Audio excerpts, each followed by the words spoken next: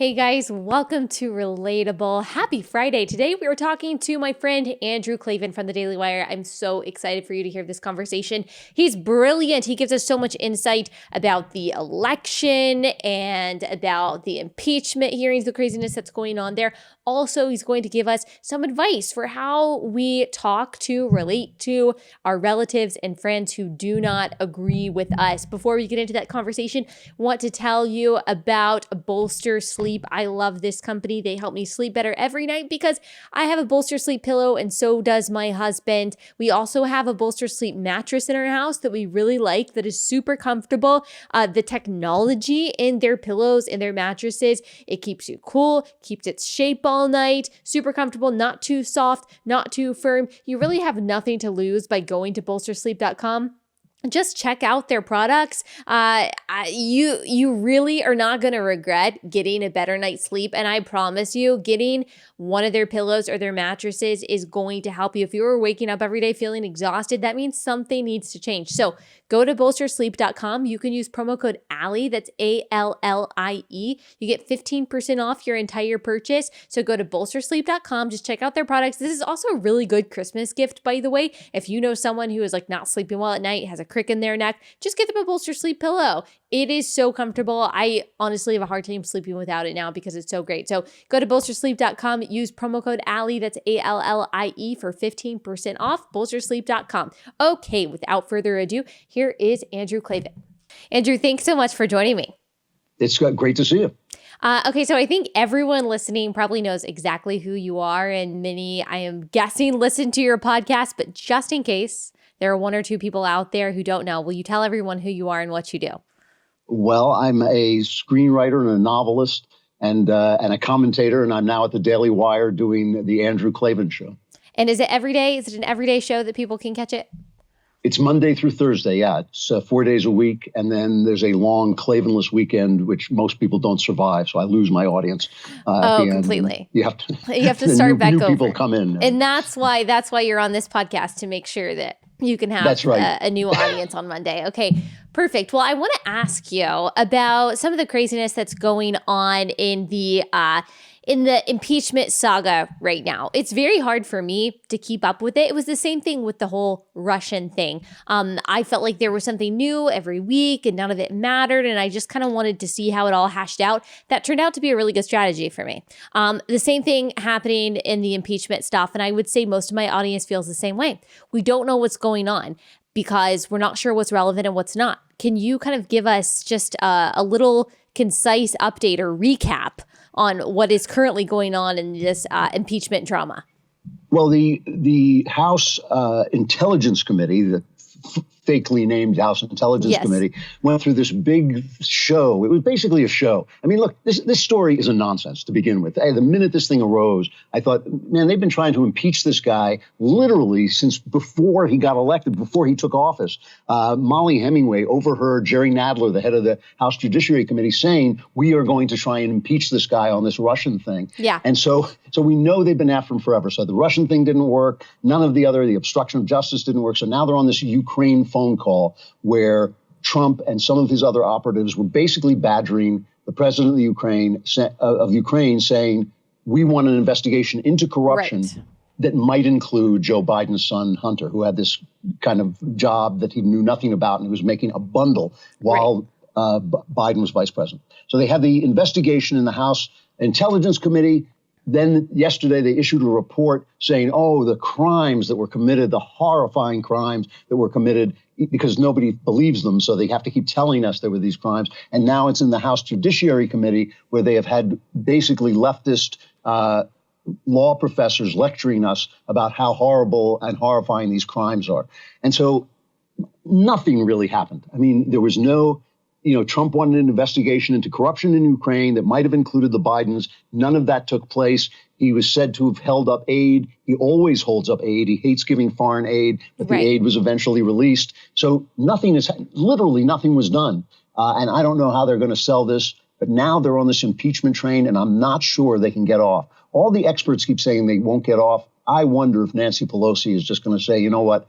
this is making us look terrible, because it really is. Well, that's what I was going to ask you. What's your prediction for how this ends up? Every day you go on Twitter, you got one side who says, oh, this is it. This is the end. Trump is done. You've got the other side, of course, our side, who would say, no, there's absolutely nothing to this. Are we just going to go back and forth until he's reelected or someone else is elected? Yes. I mean, if they impeach, which they may because they've got themselves backed into this corner, it will go to the Senate. Not one Republican has deserted Trump. Right. So you can imagine Mitt Romney maybe being pompous enough to have some vote, but nobody, you have to be convicted by 2/3 of the Senate. It's just not going to happen. I think they'd be crazy, because once it's in the Senate and the Republicans can call witnesses they want to call, then they can call Biden and they can call Hunter Biden and they can call Adam Schiff, and they're going to have to show up and testify. This whole thing has been programmed by Adam Schiff, has been run like a television show. He does it in the basement of the Capitol building. He releases the information in leaks to the Democrat press, like the New York Times. And then the New York Times reliably says, oh my gosh, it's a bombshell. And then we read it and think, it's nothing. But once they're in the Senate, a lot of witnesses can be called they may not want to have called. So will it go forward? All the experts keep telling me, yes, it will, that they will impeach. Remember, impeachment is like an indictment. It's just a charge. Mm-hmm. The trial takes place in the Senate. Right. Then if it goes to the Senate, he will be tried. He will not be convicted, just like Clinton wasn't convicted. And then we'll go back and we'll see what effect it has on the 2020 election. It is really hard for me to believe that it will have any positive effect on the Democrats, except in their most rabid base. I think this has been like watching the Wile E. Coyote cartoons, right, where Wile E. Coyote gets the new Acme impeachment machine, right, and keeps trying to drop it on Roadrunner Trump and keeps blowing himself up. And I just think that's going to continue. So Democrats have to know that the trial would not end up how they wanted to end up. So what's behind it? Is it just a PR campaign? They think that the longer they drag this out, or if they actually file the articles of impeachment, they can use that as a talking point going into 2020. Hey, this guy was impeached. You're really going to reelect him? You know, he's such a terrible president that we actually had to file articles of impeachment. Is it just to be able to spin a new narrative and put a new label on Trump going into the election? I think it's to service the left-wing base. I think that the base of the Democrat Party is lost in a narrative that is so ridiculous, but they are completely caught up in it. You see them on TV saying Donald Trump is Hitler. They actually say that. I mean, I'm not making that up. I'm not exaggerating. They say Donald Trump is Hitler. You think about that for a minute. If Donald Trump was Hitler and you went on TV and called him Hitler, two guys would come in, pick you up under the arms, carry you away, and you'd never be seen again. Right. But in fact, you can go on TV and call Donald Trump Hitler with impunity, because Donald Trump is not Hitler, right? And they keep using these overblown phrases. Oh, he's destroying the Constitution. He's doing this. But when you say to them, well, how exactly? Give me an example. They just have verbiage. They just have words come out that have no meaning, no facts whatsoever. I think the base of the left got so excited, got so enraged, that they basically kept pushing their people, the Adam Schiffs of the world and the Jerry Nadlers of the world, kept pushing them, saying, you have got to get this guy out of office before our country collapses and the stormtroopers show up at my house and carry me away. And all those bad dreams that I have, those scary bad dreams that I have, are going to come true. And I think they had to service that. And Nancy Pelosi, who is a smart politician, resisted and resisted and resisted. And finally, they got this Ukraine story. And who told them that this was going to fly? I don't know. But from the very beginning, the first day it came out, and listen, I'm not like just Trumpy to the extreme. I won't follow Trump anywhere. I've criticized him. I'm not, somebody who thinks that he's a gift from God or anything like that. But the minute I heard this, I just thought, you have got to be kidding me. You have got to be kidding me. You lied about Russia. That blew up in your face. You lied about obstruction of justice. That blew up in your face. And now we're supposed to take this stupid phone call seriously. And Trump has outsmarted them at every turn. He released the phone call. He released the transcript, so we know what he said. And no matter how many people who weren't there tell us it was evil, it wasn't, So anyway, I think they were serving the left-wing base. I think that some of them are smart enough to have used it as a way to take our tax dollars and spend it on Oppo research. Yeah. So maybe they got something out of it like that. But again, if this blows up in their face, as it must in the Senate, I can't see how that helps them. How many Democrats do you think actually believe that he has done something impeachable in this Ukraine story? I know there are people on the left who really believe that, but how many Democrats in Congress do you think, okay, you know what, we've really got something here? Or do you think they all know it's a charade? Well, I think most of them know it's a charade. I think that the problem that the left has, and this really is a problem, is they've been so successful in taking over our culture. They've been so successful in taking over the means of communication. They own Hollywood. They own the Academy. They own the news media. The news media is just a left-wing, talk fest, basically. So they keep having their stories, their narratives played back to them. They turn on the TV and there's Chuck Todd telling them, oh, my God, this is explosive. This is devastating. This is terrible. And I think they start to think, oh, yeah, that's the real world. And it's not until they get home and people show up and say, hey, why aren't you solving any problems? Why aren't you doing anything about the border? Why aren't you doing anything about drug prices, about infrastructure? It's only then that they start to think, oh, maybe the TV isn't reality. So maybe there are some people who believe their own press. Who knows what Maxine Waters believes? I can't tell what she's saying from time to time.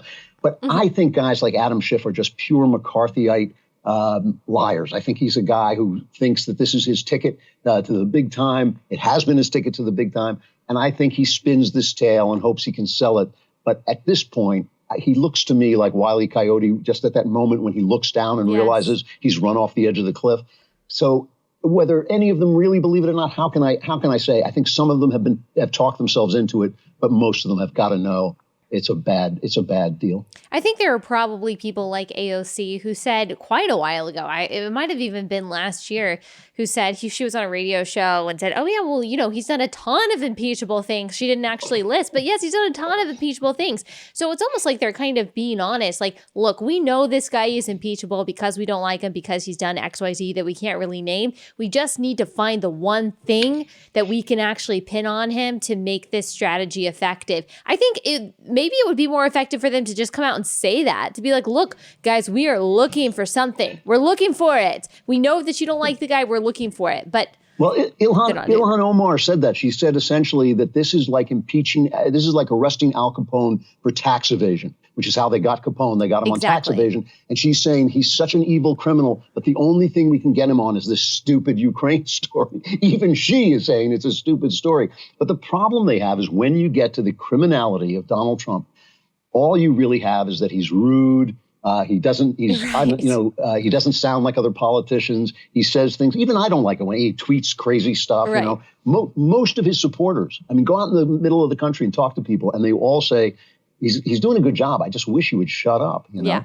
And the thing is, and I've heard people on TV say, well, yes, he is doing wonderful things for Black Americans.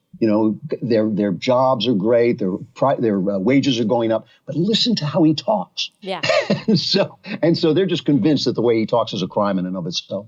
Yes, definitely. Okay, I want to talk to you about the election, maybe get some of your analysis and your prediction. So Kamala Harris, she's out. I want to ask first, did you see that coming? Because I'm not sure I did. Yeah, I did see it coming. I think she was another way in which the left has been fooled by their own media. When she announced she's a dark-skinned woman, and they thought, wow, that's it. That's the thing we're trying to plug in. And so they said at CNN, they said, she is the number one candidate. And then you look at her and you think, well, wait a minute, this is a woman who slept her way into politics, first of all. She's not a very reputable person. She was a hard-driving, ambitious prosecutor, which is not a good look for Democrats. Democrats, at this point, are so left-wing, especially the people voting in the primaries, that they think criminals are the good guys. They think the criminals have been persecuted by evil America. So when she came on and said, well, I put over 1,000 people in prison for marijuana smoking. When she said, oh, I threatened parents if their kids were truant, I threatened them with jail time. She wanted to ban private health insurance. Those aren't things that even the left is really all that excited about. So she came across as mean. She came across as nasty. She mistreated her staff. She had that horrible cackling laugh. She never got over 15% in the polls, which is pretty high. Most of them are polling around 2 and 3%, but that's pretty high. But she was never that high. And her biggest moment was attacking Joe Biden for something that happened in the 1970s, which is a long time ago.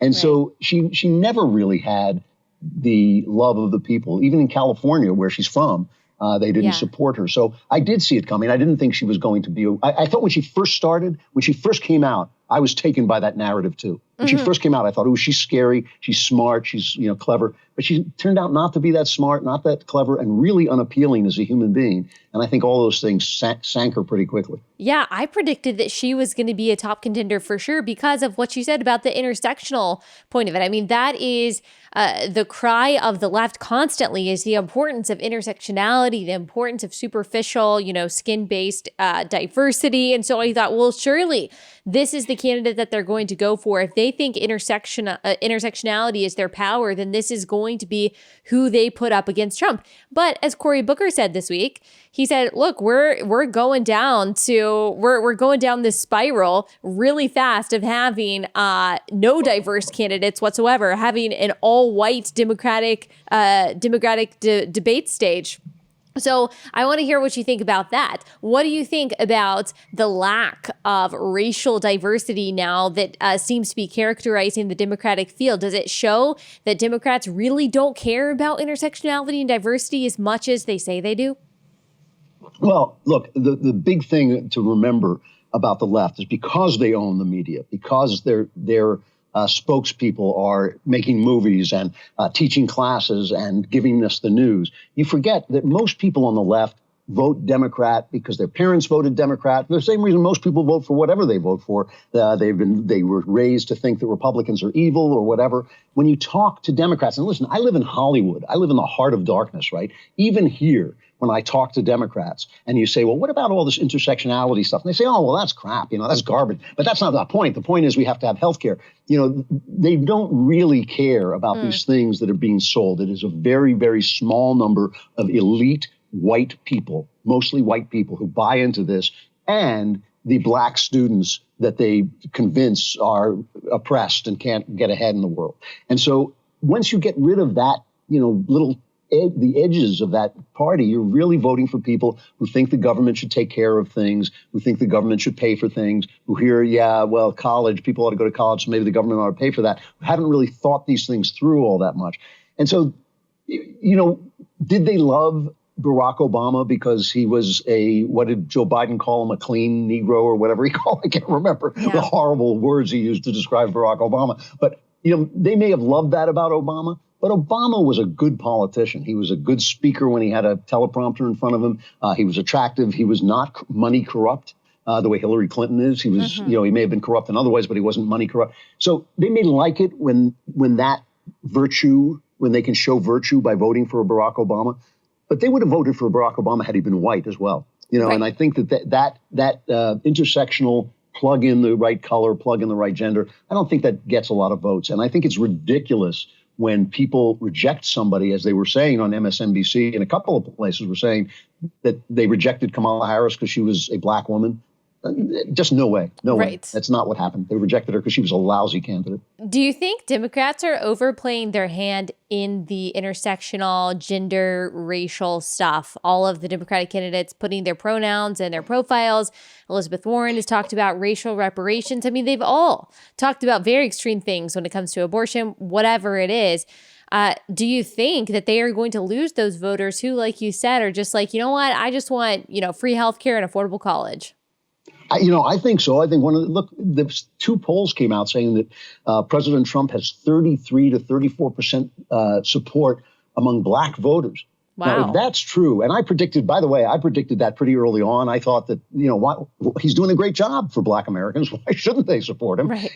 If that is true, that really explains the left's panic to have immigrants flooding into the country who they can con again. I think that they overplay their hand and they make people's lives worse. Mm-hmm. I mean, this is the thing. I go and talk at colleges, and sometimes like a young black man will stand up and talk to me about microaggressions. And I'll say, are you kidding?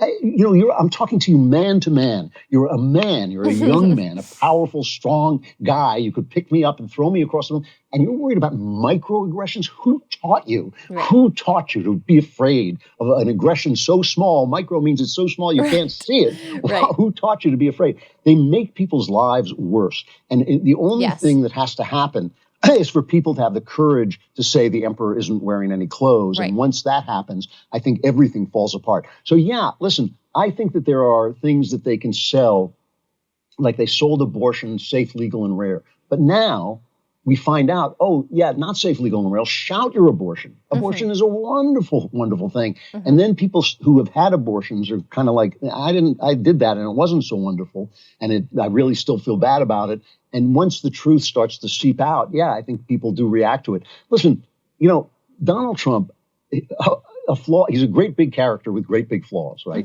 He's a great big American character, like really only America could have produced him. Yes. He's done a terrific job. He's done a really good job as president. I was so opposed to him coming in. I had to admit that I was wrong about him. I made one of my most popular videos. It got like 17 million hits. Wow. Was attacking Donald Trump during the primaries. The guy has done a terrific job. And I don't say that out of love for him. I say it because the economy's doing great. Right. He has appointed terrific judges. He has restored the military. He is, in fact, building his wall. It's an amazing, he has done an amazingly good job. I have complaints. There are things he hasn't done, the debt and all those things that I think are really important. But he has done a great job fulfilling his promises. At some point, that kicks in. Reality has a voice, and you can tell all the stories you want. You can tell all the narratives you want. You can own all the means of communication. And eventually people say, it's kind of fun having food on my table. It's kind of fun having a job that I go to so my family respects me. It's kind of fun being able to pay my mortgage. Maybe I'll elect this guy again and that'll keep happening. That wasn't happening under Obama. It is happening under Trump.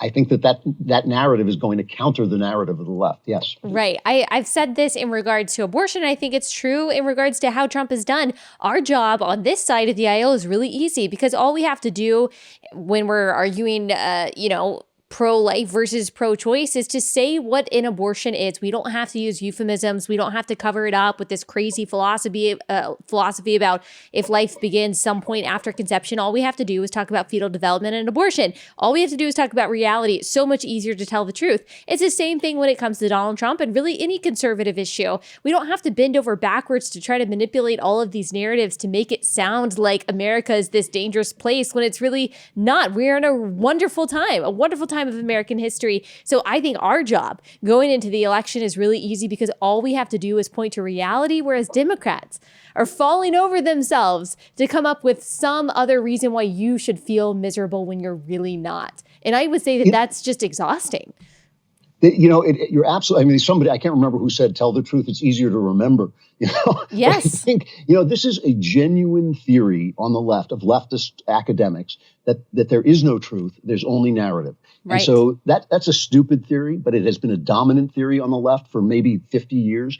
And so they think that they can sell a narrative and it will change the truth. But the thing about the economy, as I say, dinner on the table, is, you can't tell a narrative about dinner on the table, which is what they tried to do.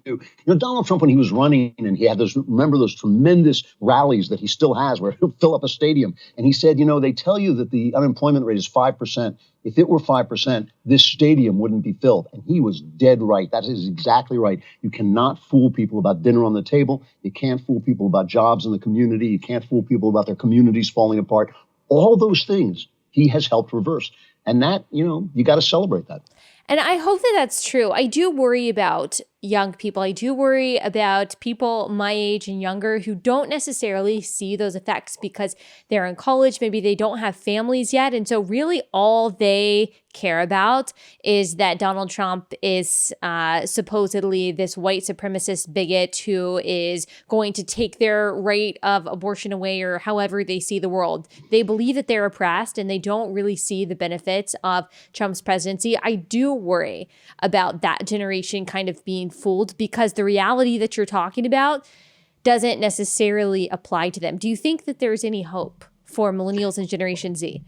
I always think there's hope for young people because they do learn the truth when they have a job and when they look at their paycheck and they see the money coming out.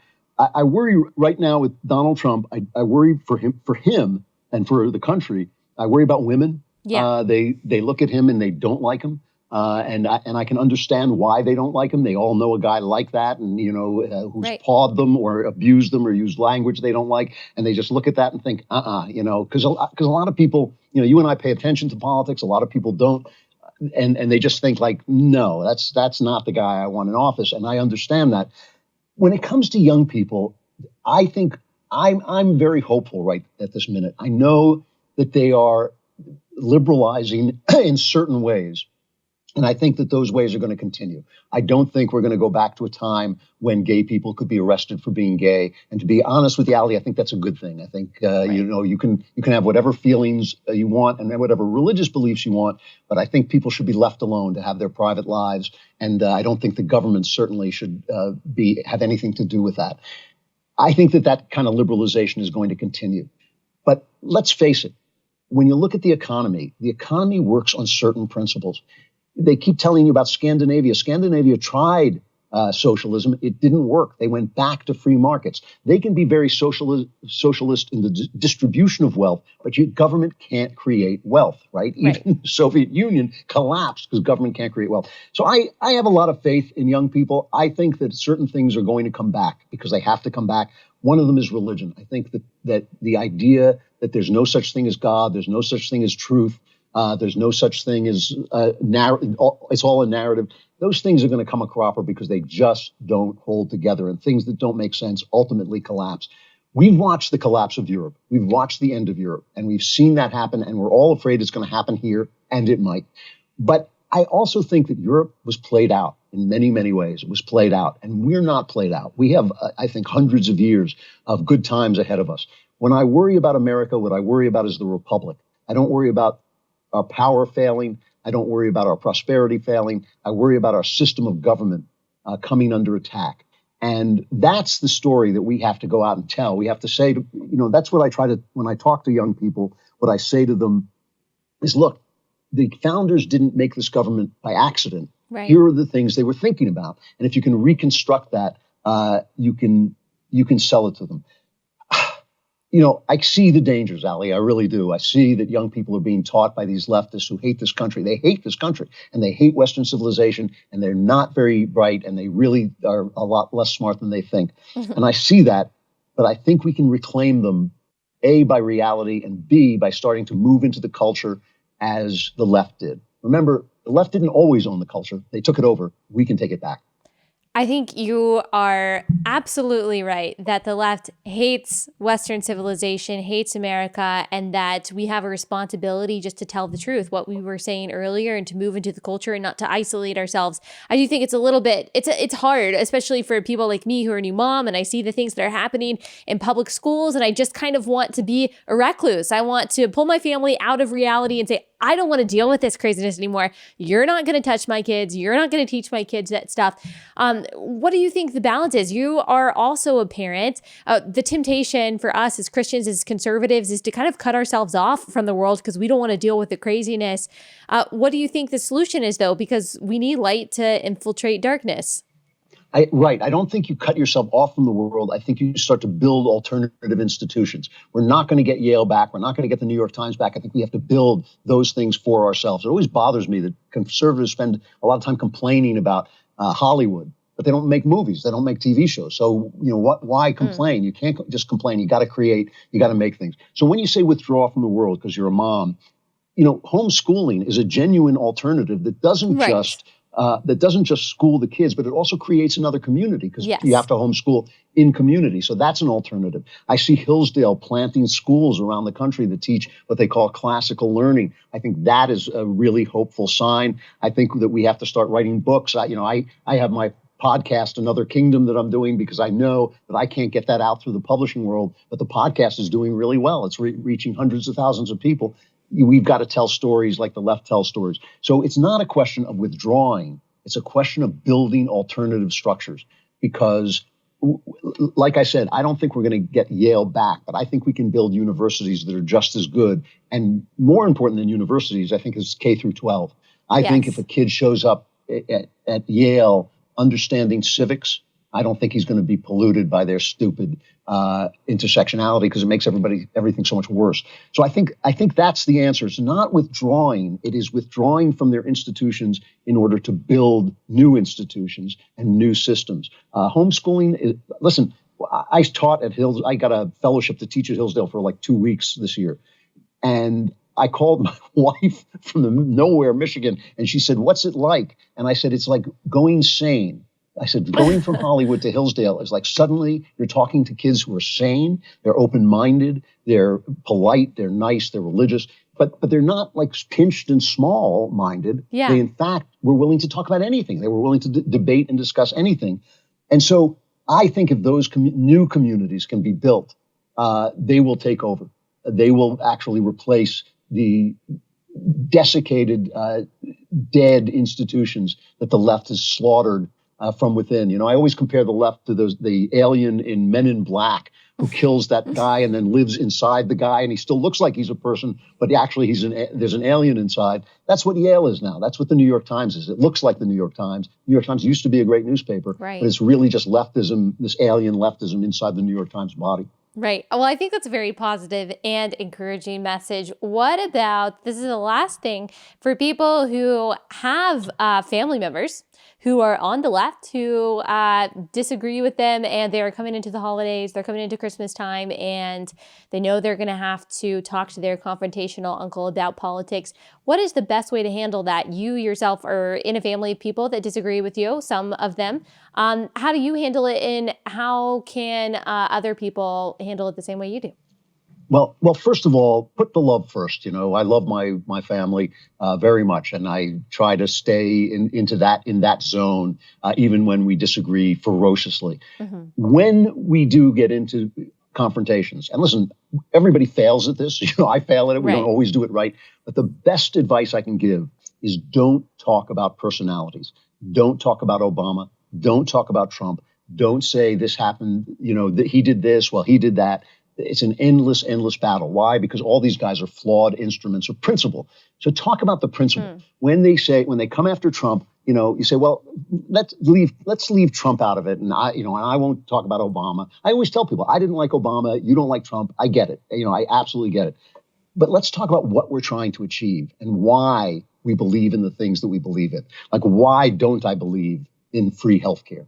You know, and you know, I lived in England, so I can talk about how bad the healthcare was there. Right. But I can talk about the principle of freedom, that when you work for money, that money belongs to you. And when the government takes it away, they're taking away the time that you put in to make that money. So they're taking away a piece of your life, you know, and I always tell students the definition of slavery is you do the work, but someone else spends the money. Right. That's also the definition of socialism. That's the same definition. Socialism and slavery have the exact same definition. So if you talk about principles, if you talk about what you're trying to achieve, what your goals are, you sometimes can find common ground. And you know, I'm not an absolutist about anything.